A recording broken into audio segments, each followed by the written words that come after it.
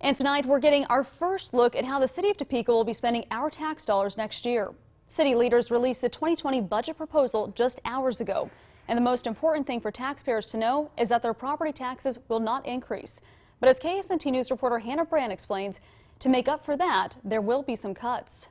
Topeka city leaders say putting together the first draft of the nearly $300 million budget was a challenge. That's because city's revenue numbers are not going up enough to cover the growing expenses. Because the rate that the expenditures are growing, all else aside, if we kept those in place, we'd be looking at an overall deficit. One of the things they considered to offset growing costs is raising property taxes, which would put taxpayers on the hook for more money. We really need to make sure that we're able to justify, if we want them to pay more in taxes, why do we need that?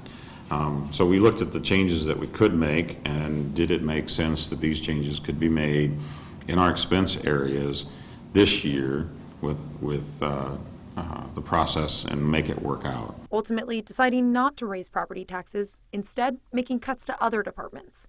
One being in public safety by cutting $400,000 from the police department. In the general fund, public safety is about 75% of the total general fund, and so when you're looking at options, you have to look at where your biggest expenditures are coming from. But they say that cut won't hurt the quality of Topeka enforcement, and it's only 1%.